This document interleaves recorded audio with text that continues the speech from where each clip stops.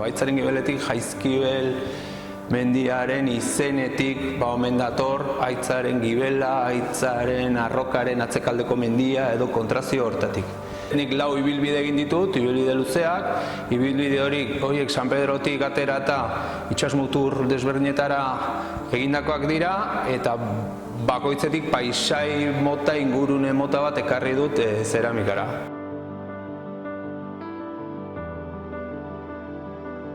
Nik eraman nuen buztin pusketa bat, bidai horretan, eta bertako arrokan hasi nintzen inpresioak edo egiten. Inpresio horietatik sortu zen seio bezalako edo harri pusketarekin buztinan textura, kopia bat bezala edo egiteko ideia.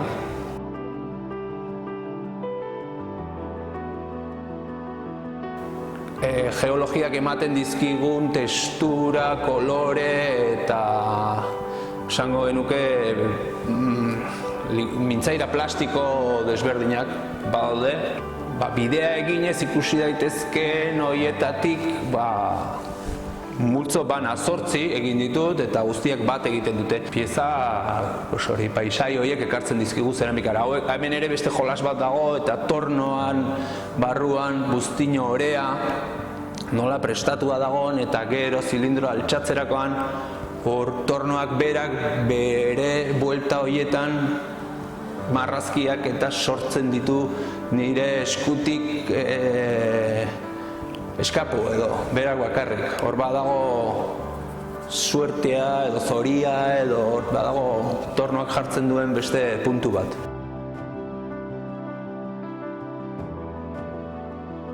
Multzo hortan ikusten da Jaizkibel mendiaren mapa, baita ere ikusten dira mural bezala nik egindako kilometro eta alturan desnivel edo desmaila, maila mapa edo ezakit nola dituko nik niokin.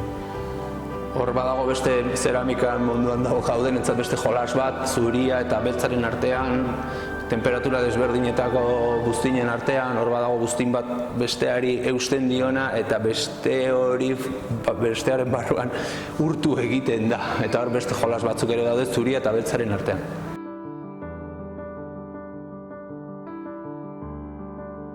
Enkanto bada roka bat oso ikusgarria eta bertan Jaizkibel mendiko arearrian sortzen diren formak eta gehienak biltzen dira 100-200 metroko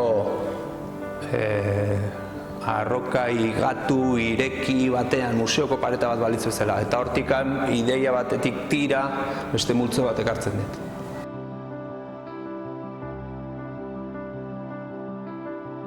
Hasi nintzela pixkanaka eta froga bezala frotax moduko marrazkiak egiten. Harria eta nire arteko gauza egiten.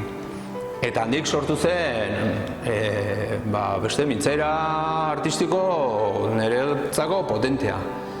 Uste dut erakusketa osatzera laguntzen duela.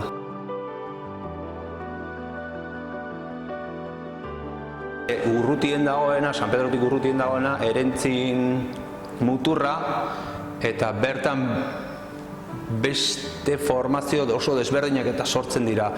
Esfera zulatu moduko batzuk, zeramikari buruzko dizketaldi bat edo, eta hori da tornoan nola sortu daiteken esfera alde batetik bestera zulatua dagoen esfera. Eta hor beste ariketa hori interesgarri, niretzako oso pizgarri potentea izan da.